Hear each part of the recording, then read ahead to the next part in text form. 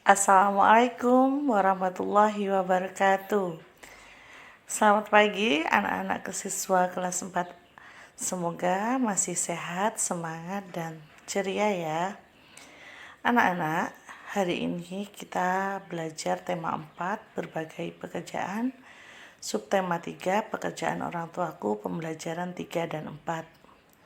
Nah, supaya pembelajaran hari ini berkah, marilah kita berdoa terlebih dahulu. Berdoa mulai selesai.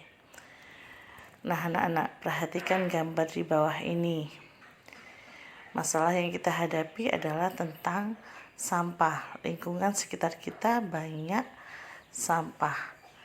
Supaya sampah tidak merusak lingkungan, kita harus melakukan langkah bijak untuk mengolah sampah, yaitu dengan 4 cara, 4R. Supaya kalian lebih paham tentang pengelolaan sampah, marilah kita simak video berikut ini. Pengelolaan sampah dan barang bekas. Barang-barang bekas dan sampah dapat diolah dengan cara 4R. 1. Reuse, 2. Reduce, 3. Recycle, dan 4. Replace. Peran 4R bertujuan untuk mengurangi barang-barang bekas dan sampah dari aktivitas manusia. Mari kita bahas satu persatu tentang 4R. Yang pertama adalah reduce. Reduce artinya mengurangi potensi benda yang telah digunakan menjadi sampah. Sampah yang dibuang ke lingkungan harus sedikit mungkin. Contoh, membawa air minum dalam botol sendiri daripada membeli air minum dalam kemasan, seperti yang kita lakukan setiap sekolah ya. Yang kedua adalah reuse, menggunakan kembali sampah yang masih dapat digunakan untuk fungsi yang sama atau fungsi yang berbeda. Contohnya, menggunakan kaleng bekas cat dijadikan tempat sampah atau pot dalam pot tanaman. Yang ketiga adalah recycle, artinya mengolah kembali sampah menjadi barang atau produk baru. Contoh recycle ini mengolah sampah organik menjadi pupuk kompos. Yang keempat adalah replace, artinya mengganti benda yang biasa digunakan dengan benda yang ramah lingkungan. Contohnya adalah memilih menggunakan sapu tangan daripada tisu, karena sapu tangan bisa dicuci dan bisa digunakan kembali, jadi mengurangi sampah.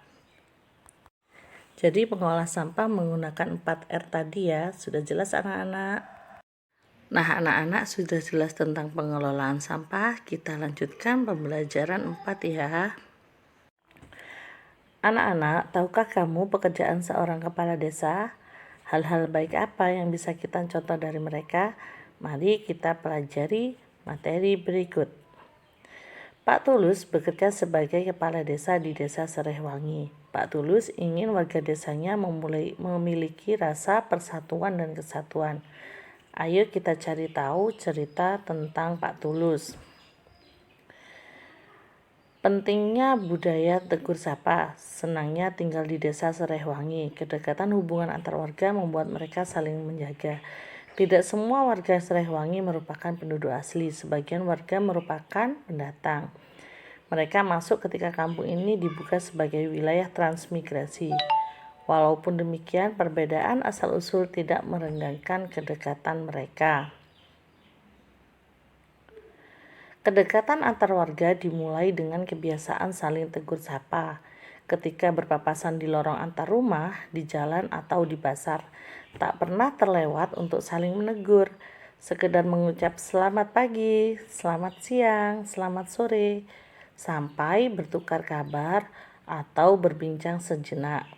Semua saling kenal, semua saling peduli. Di ujung jalan tinggal Nenek Ijah seorang diri. Ia penghuni tertua di sini. Walau begitu, ia masih mandiri, melakukan kesibukan di rumahnya. Kadang ia terlihat menyapu pelan daun-daun di halaman rumah. Lain waktu, ia duduk beristirahat di beranda. Pak Tulus, sang kepala desa, rajin menyapa Nek Ijah. Pagi hari sambil berangkat kerja, ia kerap mampir untuk sekedar mengantarkan ubi atau singkong rebus. Sore hari ia lewat lagi seraya melambai kepada Nenek Ijah yang duduk di beranda. Pada suatu pagi, Pak Tulus tidak menjumpai Nenek Ijah di halamannya. Sore harinya, beranda rumah Nenek Ijah masih tetap sepi. Pak Tulus menyempatkan untuk singgah. Pak Tulus mengetuk pintu, tetapi tak dijawab. Pak Tulus membuka pintu dan melangkah masuk. Betapa terkejutnya beliau menjumpai Nenek Ijah terkulai lemas di depan ruang tengahnya. Diraba dahinya terasa agak hangat. Rupanya Nenek Ijah sakit. Pak Tulus menyesal tidak menyempatkan mampir tadi pagi, namun belum terlambat.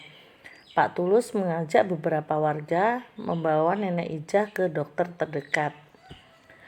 Pak Tulus mengatur jadwal warga yang akan bergantian menjaga Nenek Ijah sampai pulih. Tidak ada warga yang menolak, semua sukarela membantu. Mereka tahu ketika mereka dalam kesulitan pasti akan dibantu. Budaya tegur sapa menjadi perekat warga. Budaya tegur sapa membangun kepedulian antar sesama.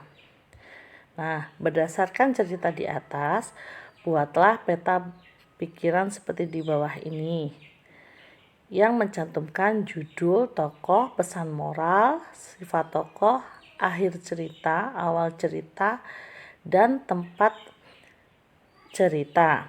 Silahkan kalian gambar atau kalian kerjakan meta pikiran ini di buku tulis kalian. Setelah selesai kalian kirim ke KJR.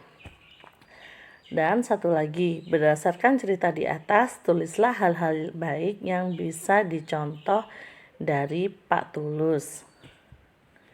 Apakah Pak Tulus sudah mengamalkan sila ketiga Pancasila? Kalian jelaskan ya.